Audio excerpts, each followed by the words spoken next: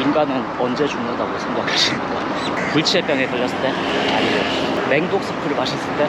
그것은 너무 사람들에게 잊혀졌을 때다. 명대사죠.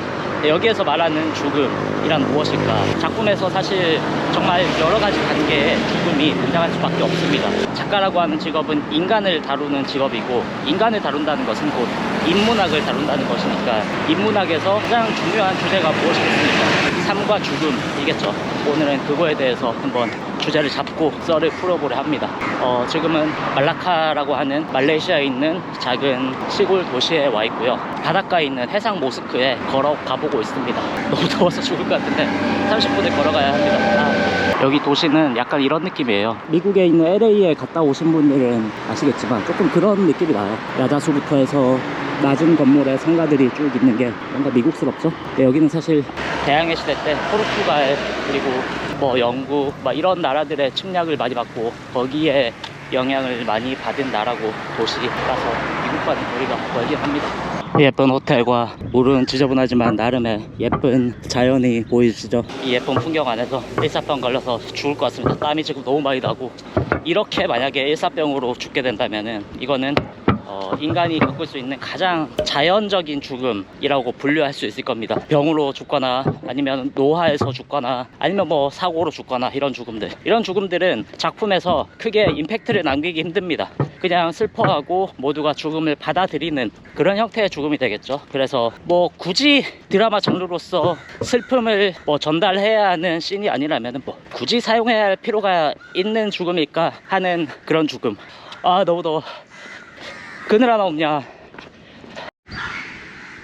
아니, 대낮에 지금 아무도 없고 까마귀만 울어대고, 이런 대낮에 무섭기가 쉽지 않은데 조금 으스스하거든요, 분위기가. 건물들도 뭔가 이렇게 다 짓다만 폐허처럼 되어 있어가지고, 이쪽은 그래도 자연이라서 괜찮은데 여기를 보면은 되게 좀 을씨년스럽기도 하고. 만약에 이런 곳에서 누군가 저를 습격해서 죽인다면은 그런 거는 인위적인 죽음이 되겠죠. 자연적인 죽음과는 다른 죽음이 될 겁니다. 그때부터 뭔가 이벤트가 발생하는 거죠. 왜 죽였을까? 이 남자는 어떤 사람이길래 누군가에게 죽임을 당했을까? 이 남자의 죽음으로부터 장르가 탄생하기도 하고, 혹은 죽은 남자 주위의 가족들에게는 그때부터 어마어마한 트라우마가 생기겠죠. 자신의 가족이 혹은 나의 연인이 누군가에게 죽임을 당했다라고 하는 것만큼 큰 트라우마가 어디 있겠습니까? 그렇죠?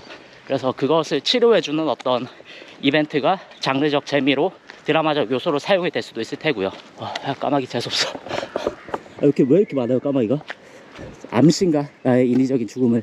아니야, 재수없는 소리 하지 말고. 쟤네들도 다 그쵸? 자기만의 삶들을 열심히 사는 아이들인데 재수없다는 이머리 하면은, 이 넓은 대단지 안에 사람이 한 명도 없다는 게 되게 신기하네요. 다 렌트가 붙어 있고, 저렇게 간혹 사람들이 사는 곳도 있지만 거의 건물들이 다 비어 있어요. 이런 거를 보면은 또 그런 게 생각나는 거죠. 정신적인 죽음. 예를 들어서 이런 거죠. 이 건물 어딘가에 제가 아주 예전에 범죄를 저질렀던 거죠. 용서받기 힘든 극악무도한 범죄. 그런데 그 사실을 한국인으로서의 초자가 높은 우동이즘의 인격으로는 감당하기가 힘들었던 거죠. 그래서 그 시기에 저는 말레이 인격을 하나 만들어 둡니다. 그래서 이중인격 중에 말레이 인격인 우동이즘이 그 범죄를 은폐하고 그 안에서 뭐 막대한 부를 쌓았을 수도 있겠죠. 그렇게 일을 잘 처리하고 한국으로 돌아왔는데, 무의식에 있는 말레이 인격이 한국에 있는 이동우에게 계속해서 말레이시아로 가라고 이끄는 거죠. 그러다 보니까 어떻게 말레이로 향하게 됐다. 그리고 말레이에서 한국인 인격을 말레이 인격이 죽이고 여기서 어마어마한 부를 누리면서 혹은 범죄를 속 시원하게 계속 저지르면서 살아간다. 이렇게 되면은 저는 더 이상 이제 한국의 기억, 한국의 추억, 한국인에서의 어떤 인연들, 이런 걸 모두 잃어버린 상태로 말레이시아인으로 살아가게 되겠죠. 이런 거는 한국인으로서의 저의 정신적인 죽음에 해당하기도 합니다. 뭐 파이트클럽, 이터널 선샤인, 이렇게 스릴러 혹은 액션, 로맨스 여러 가지로 사용이 되기도 하죠. 이 정신적인 죽음은. 해상 말라카에 도착을 했습니다. 비디오로 찍어도 될지 모르겠지만 일단 안으로 한번 들어가 볼게요. 그러고 보니까 이슬람은 기독교와 천주교처럼 천국 지옥이라고 하는 세계관이 있어서 죽음이 끝이 아니죠. 또 다른 세계가 있다라고 볼 수 있는 거죠.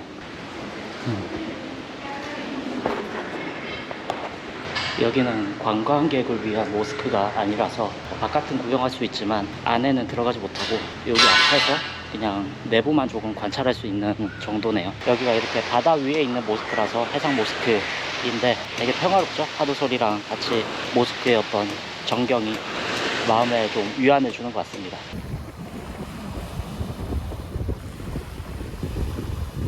마음의 위안에 대해서 이야기가 나온 김에 죽음의 네 번째 종류인 사회적 죽음에 대해서도 한번 이야기를 해보자면요. 오프닝 때 얘기했던 원피스, 인간이 언제 죽는다고 생각하나 잊혀졌을 때다 라고 하는 그 죽음이 이 사회적 죽음에 해당할 겁니다. 어떠한 개인이 사회에서 인정받지 못하거나 사회적인 결핍, 갈등, 관계, 붕괴, 그러니까 이러한 모든 것들로 인해서 사회적 자아가 손상되는 것, 그래서 사회적 인격체로서 더 이상 살아갈 수 없는 상태가 되는 것, 이런 게 이제 사회적 죽음이겠죠.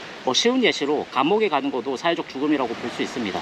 완전히 사회로부터 격리되고 차단되는 거죠. 쇼생크에서 앤디 듀플레인이 겪어야 했던 사회적 죽음, 감옥에 들어가면은 사회로부터 단절됐다는 트라우마가 보통 사람들에게는 어마어마하게 강하게 작용된다고 합니다. 남자분들이라면 군대 처음 훈련소 갔을 때 느끼는 그 갑갑함, 그것과 좀 비슷하다고도 생각을 할 수 있을 것 같고요. 현실적인 예시를 끌어오자면 웹툰 미생에서 장글에도 사회적 죽음을 겪기도 하죠. 바둑 기사를 꿈꾸던 사람이었죠. 그런데 어느 날 바둑 기사를 포기하기로 합니다. 그리고 대기업에 약간의 뒷줄을 대서 신입사원 비정규직으로 들어가죠. 더 이상 바둑인 세계에서 바둑 기사로서 바둑 사회에서 살아갈 수 없는 바둑 기사로서의 바둑 세계에서의 사회적 죽음을 맞이하고 이야기가 시작되는 겁니다. 그러다 보니까 더 이상 물러날 수 없는 상황이 된 거죠. 죽음에 필적하는 스트레스, 트라우마를 안고 이야기가 시작되기 때문에 특별히 어마어마한 자극적인 요소가 없이도 긴장감이 떨어지지 않고 끝까지 유지될 수밖에 없는 거죠. 여기서마저 잘리면은 나는 정말로 더 이상 살아갈 수 없게 된다 라고 하는 절박함이 저절로 부여가 되는 거죠. 다시 돌아가는 길입니다. 이런 건물도 사실은 사회적 죽음에 해당하는 건물이겠죠. 1층들은 다 상가고 위에가 이제 사람들이 사는 주상복합 같은 건물일 텐데, 건물이 되게 오래됐어요. 노화됐어요. 옛날에는 아마 많은 사람들이 여기에 살았던 것 같아요. 북적북적했겠죠. 상가들도 꽉 차 있었을 테고. 그런데 이제는 이렇게 사회적인 죽음을 맞이한 채로 건물이 조금씩 잊혀져 가고 있네요. 원인은 알 수 없겠습니다만 우리나라 시골 붕괴와 좀 비슷한 그런 거 아니겠어요? 쿠알라룸푸르 쪽으로 다 대도시로 다 이동을 하고 이런 시골에 있는 이런 곳에서는 젊은 층이 살려고 하지 않으니까 이렇게 된 게 아닐까라고 그냥 유추만 합니다. 와, 여기는 진짜 완전 프라이빗 비치네요. 여기 살면은 맨날 여기 와서 해수욕해도 되겠다. 그냥 요 벽 너머로 바다가 보이길래 어떤 풍경일까 해서 이 숲길을 지나서 들어와 봤는데 되게 저렇게 예쁜 풍경이 있을 줄이야. 까마귀들 왜 이렇게 많아. 이제 다시 시내로 돌아왔습니다. 지금 시간이 딱 점심시간 12시인데 아침도 안 먹고 나와가지고요, 보이는 아무 식당에 들어가서 밥을 좀 먹고 이제 작업을 하러 가야겠습니다. 어제 먹었던 식당인데 오늘은 문을 닫았네요. 오늘 이따가 여기 스타벅스에서 작업을 할 거거든요. 왜냐면 숙소에 와이파이가 안 돼요. 와이파이가 안 되는 게 어딨어. 그러니까 되긴 되는데 너무 느려서 사용하지 못할 만큼 느려서 스타벅스를 갈 수밖에 없어요. 와이파이가 빵빵하니까 스타벅스는. 그래서 여기 스타벅스를 갈 건데 바로 옆에 보니까 또 바쿠테 집이 있네요. 바쿠테를 먹고 스타벅스에 가서 작업을 하도록 하겠습니다. 다 가질 수 없어. 그렇게 25,000원에 뷰가 좋고 시설이 좋다고 좋아했지만 정작 가장 중요한 와이파이가 안 되니. 바쿠테랑 아이스 자스민 티를 시켰습니다. 제가 자스민 차를 엄청 좋아하거든요. 첫 해외여행이 중국 여행이었어서 그때 기억이 너무 좋아서 그 차만 마시면 뭔가 기분이 항상 좋아지거든요. 여기 중국인들도 많이 살아서 차 문화에 좀 진심이 나라라서 이런 면도 좋네요. 바쿠테가 나왔습니다. 고기 바쿠테가 아니라 두부도 있고 피시볼도 있고 뭐 버섯도 있고.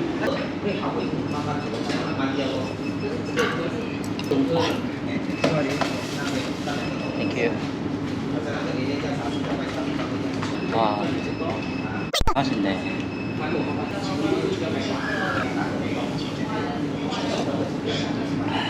국물 진짜 맛있어요.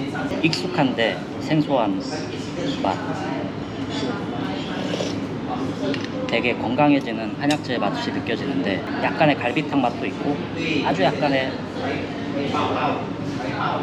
어묵에다 버섯 향도 느껴지고 진짜 맛있어요. 고기 바쿠테도 맛있었는데 두부랑 버섯, 피시볼 바쿠테도 비슷한데 좀 다른 느낌으로 되게 맛있습니다. 완전 깔끔하게 해줬습니다. 더운데 더운 음식을 먹었더니 죽을 것 같네. 아 저거 큰 식당인데도 카드를 안 받네. 현금만 받네. 22.5 링깃 6,000원 조금 안 되는 돈으로 밥이랑 차랑 잘 마셨습니다. 이제 여기 스타벅스 가서 일을 좀 해볼까 합니다. 더워. 에어컨 빡빡하겠지 여기는. 왜 이렇게 커튼을 쳐둔 거지? 설마 안 열었나? 2층은 닫았네.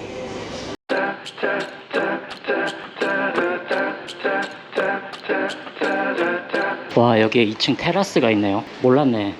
진짜 좋아요.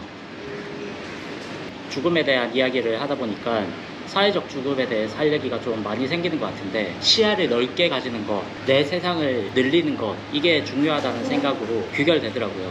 사회적 죽음에 대한민국 사람들은 특히 많이 속박되어 있는 것 같습니다. 예를 들어서 웹툰 사회에서 탈락하면은 내 삶이 끝나는 것처럼 웹툰 작가들이 웹툰의 사회적 죽음에 속박되어 있고, 학교라고 하는 바운더리에서의 사회적 죽음, 사실 한 발짝 나가면 별거 아닌 건데, 혹은 아까 이야기했던 이생에서 장그래가 겪었던 직장에서의 사회적 죽음, 가족 세계에서의 사회적 죽음, 이런 것을 사회적 동물인 인간은 이론적으로는 별게 아닌 것이라고 알고 있지만 실제로는 여기에서 벗어나기 되게 힘든 동물인 것 같다는 생각이 들어요. 내 바운더리에서 탈락하면 나오자가 된 듯한 느낌. 그래서 자살도 높아지고 우울증, 공황장애 막 이런 것들에 시달리고, 특히 불안이 극도로 치닫고 이런 현상들이 벌어지는 거죠. 가정이나 사회나 국가, 이러한 형태의 내가 만든 어떤 제약들, 거기서 탈락한다고 죽지 않거든요. 그냥 그 나름대로의 삶이 계속 이어지는 거를 여러분들도 알고 있잖아요. 저도 알고 있고. 조금 뭐 늦게 가면 어떻습니까? 그쵸? 성공을 좀 늦게 한다고 해서 달라지는 것도 없고, 좀 늦게 데뷔한다고, 혹은 조금 늦게 돈을 번다고, 혹은 조금 늦게 재산 모은다고, 조금 늦게 결혼한다고, 조금 늦게 애를 낳는다고, 혹은 뭐 낳지 않든 결혼을 못하든 내가 만든, 그리고 사회가 만든 제약이 나를 가두는 것이지, 사실 엄밀히 말하면 나를 가두고 있는 것은 아무것도 없거든요. 그래서 죽음에 대한 이야기를 하다 보니까 결국 우리 사회의 문제인 사회적 죽음에 대해서 이런저런 생각을 하게 되는 것 같습니다. 갔다 와서 말레이시아 가서 영상 되게 많이 찍는 것 같은데 여행 뽕을 뽑는 것 같네요. 이론적인 내용과 여행을 결합시키는 게 사실 이도 저도 아니게 될 것 같다는 생각도 들지만, 뭐 일단 해보고 교정하는 거죠. 그렇죠? 오늘도 즐거운 창작 되시길 바라고 늘 행복한 창작 생활 되시기를 기원하겠습니다. 감사합니다. 빠바로.